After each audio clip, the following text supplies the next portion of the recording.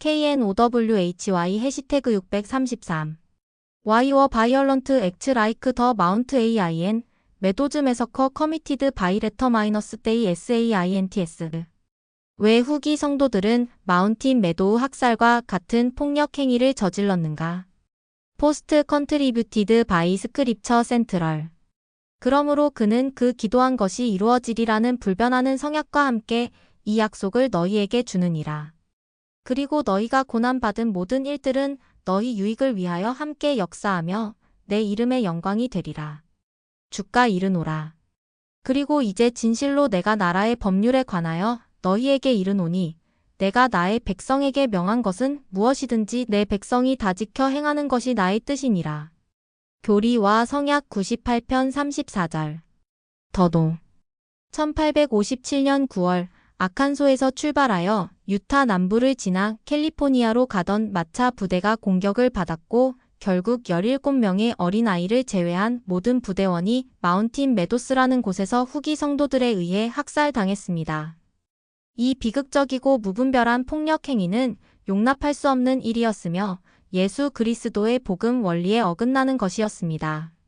어떤 사람들은 이 사건을 후기 성도들이 폭력적인 사람들이라거나 우리의 신앙 전통이 본질적으로 폭력적이라는 증거로 이용하려 한다.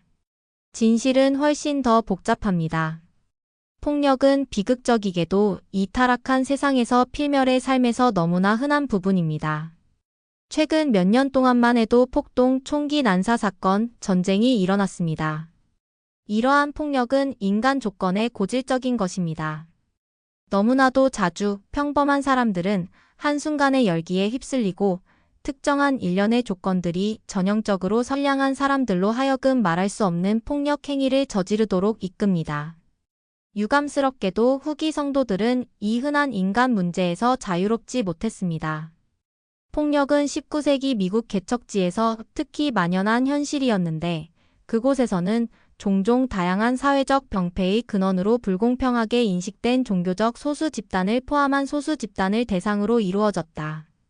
이와 같이 후기 성도들은 1830년대와 40년대에 정기적으로 폭력의 희생양이 되었습니다.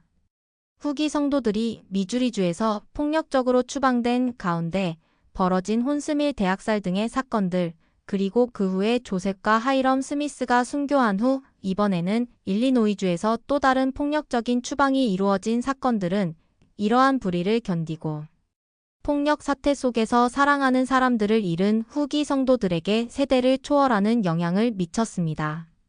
때때로 성도들에게 폭력 행위가 반복되자 성도들은 자신들만의 폭력으로 대응했는데 그들은 이를 정당방위 행위로 여겼습니다.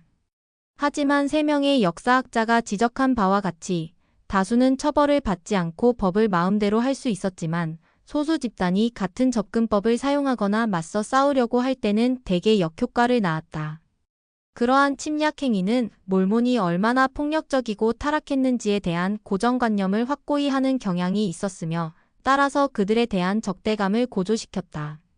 디 마이클 퀸에 따르면 1838년에 몰몬이 비몰몬, 미주리 주민들을 상대로 저지른 약탈은 반몰몬 민병대의 잔인성에 비하면 가벼운 것이었다. 유타의 성도들은 평화롭게 생활하며 종교를 실천하기를 바랐지만 외부인, 특히 연방 정부가 임명한 여러 준주 관리들과의 갈등은 계속되었습니다. 그런 다음 이 관리들은 워싱턴으로 돌아가 성도들에 대한 소문을 퍼뜨렸고 이는 더 큰 적대감을 불러일으켰습니다. 1857년 7월 24일 미국 정부가 보낸 군대가 다가오고 있다는 소식이 유타에 전해졌습니다. 이 군대의 의도는 처음에는 불분명했지만 성도들이 과거에 폭력적인 박해를 받은 경험을 감안해 많은 사람들은 최악의 상황을 가정했습니다. 성도들은 전쟁을 준비하기 시작했습니다. 브리검 영과 유타 전역의 다른 지도자들은 전시 연설을 통해 성도들이 스스로를 방어하도록 결집하고 잉여 곡물과 총기, 탄약을 비축하도록 격려했습니다. 여름은 또한 많은 사람들이 이민을 가는 시기였으며 일부 보고에 따르면 1857년에 특히 많은 수의 이민자들이 캘리포니아로 쏟아져 들어왔다고 합니다. 캘리포니아로 향하는 많은 마차 행렬은 솔트레이크 시티와 그 길을 따라 있는 다른 마을에서 식량, 탄약 및 기타 필수품을 보충하고 보급하기 위해 유타를 통과하곤 했습니다. 이러한 마차 행렬은 대체로 유타의 경제에 도움이 되었지만 이곳을 통과하는 이주자들과 아메리카 원주민을 포함한 정착민들 사이의 다툼은 드문 일이 아니었습니다. 전시의 분위기로 인해 유타에서 고조된 긴장감은 일부 성도들의 마음속에 있는 이러한 사소한 갈등을 증폭시키는 역할을 했습니다. 아칸소 부대가 유타 준주를 거쳐 남쪽으로 진군하는 동안 회원들은 필요한 식량과 기타 물품을 구하는 데 거듭 어려움을 겪었으며 대부분의 성도들은 잠재적인 전쟁에 대비하여 잉여 자원을 비축하라는 지도자들의 권고 때문에 그것들을 팔고 싶어 하지 않았습니다. 로널드 워커, 리처드 털리, 글렌 레너드가 설명했듯이 이주자들은 영토 곳곳에서 생존과 안락에 필요한 식품과 그 밖의 물품을 구하는 데 어려움을 겪었습니다. 어떤 사람들은 이미 다가오는 군대에 대해 불안해하고 있던 몰몬들이 더욱 위협을 느끼게 만드는 방식으로 좌절감을 표출했습니다. 시더시티에서는 사이클이 절정에 달했습니다. 시더시티에서 일어난 사건에 대해 한 일단의 작가들은 지방 방앗간 운영자들이 이주자들의 곡식을 빻는 대가로 암소 한 마리를 요구하자 분노가 치밀어 올랐습니다.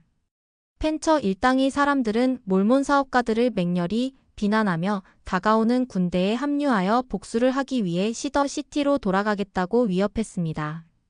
전하는 바에 따르면 어떤 남자들이 시더시티의 시장인 아이작시 헤이트의 집을 찾아가서 캘리포니아에서 군대를 보내 헤이트와 다른 지역 지도자들 그리고 심지어 브리검 영까지도 죽이겠다고 위협했다고 합니다.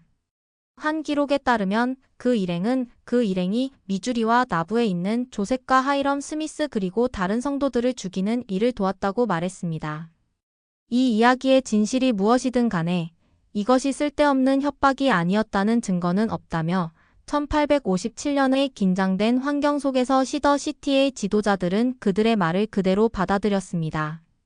헤이트는 지역 민병대의 최고위 지도자인 파로안의 윌리엄 데임에게 이주자들에 대항하여 민병대를 사용할 수 있도록 허락을 구했습니다. 대신 데임과 파로안 의회는 헤이트에게 이주자들에게 무력을 사용하지 말고 그들이 그 지역을 통과할 때까지 평화를 유지하라고 조언했습니다. 헤이트는 이 조언을 무시하고 그 지역의 파이오트족 몇 명으로 하여금 마운틴 메도스에 있는 마차 회사를 공격하게 할 계획을 세웠습니다.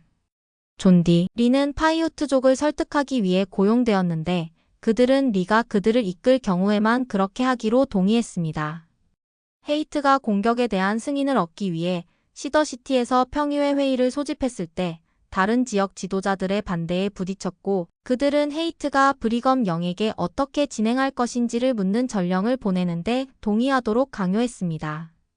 그러나 전령을 보내기도 전에 리와 몇몇 파이오트족이 이주자들에게 매복 공격을 가했습니다. 마차 중대는 방어 태세를 취하며 마차를 돌았고 5일간의 포위 공격에 나섰습니다. 브리검 영에게 전령이 보내졌지만 그가 돌아오기도 전에 사태는 걷잡을 수 없이 악화되기 시작했습니다.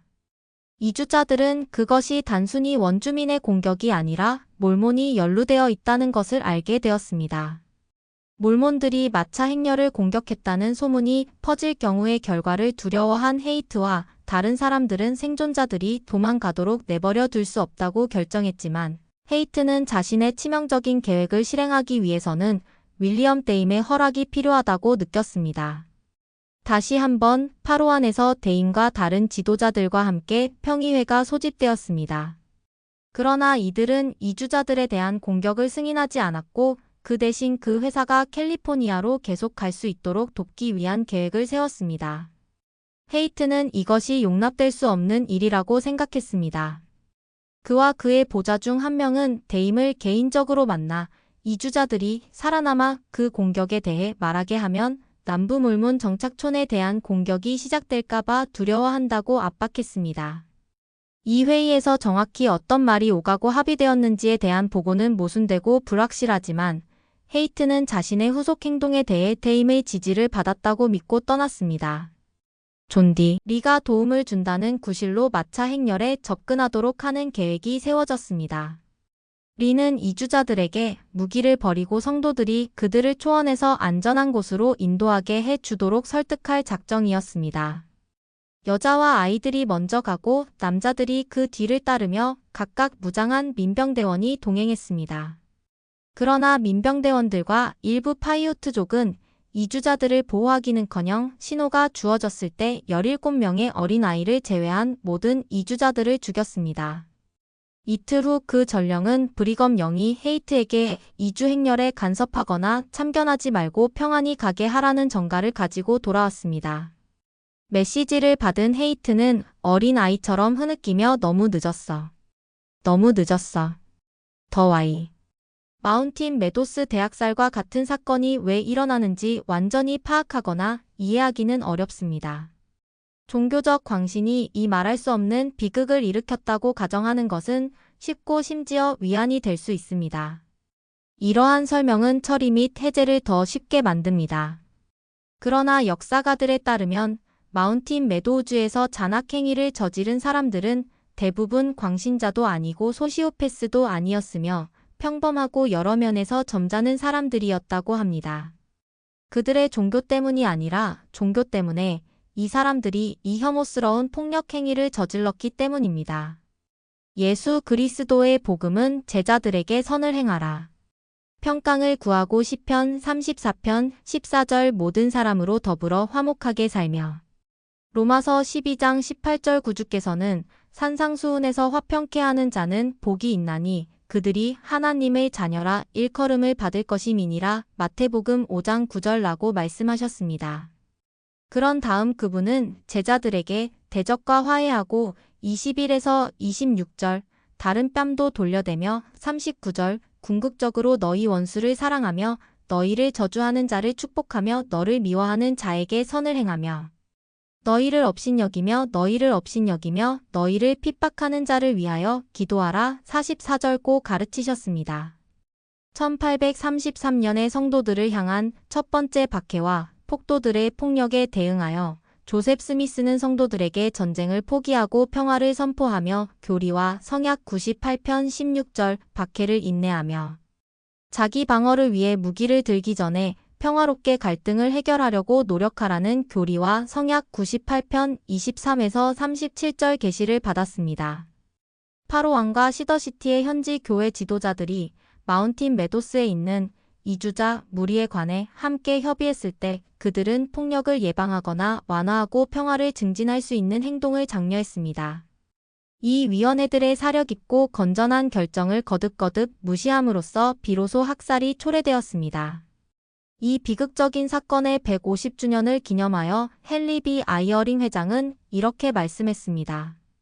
우리가 지지하는 예수 그리스도의 복음은 남자와 여자와 아이들을 냉혹하게 죽이는 것을 혐오합니다. 참으로 그것은 평화와 용서를 옹호합니다. 오래전에 우리 교회 회원들이 이곳에서 저지른 일은 기독교의 가르침과 행동에서 벗어나는 끔찍하고 용납할 수 없는 일이었습니다. 우리는 일어난 일을 바꿀 수는 없지만 이곳에서 목숨을 잃은 사람들을 기억하고 기릴 수는 있습니다. 연구에 따르면 이 비극을 초래한 조건은 겉보기에 정상으로 보이는 사람들이 대량 살인을 저지른 다른 사례에서 발견되는 것과 일치합니다. 그러므로 이 학살의 근원 또는 원인은 종교가 아니라 인류 자체의 타락한 상태 깊숙이 내재되어 있는 무언가입니다. 모사이아서 3장 19절 이더서 3장 2절 오직 예수 그리스도의 속죄만이 이 잃어버린 바 되고 타락한 상태를 극복하고 이 세상이 절실히 필요로 하는 평안과 치유를 가져다 줄 수 있습니다.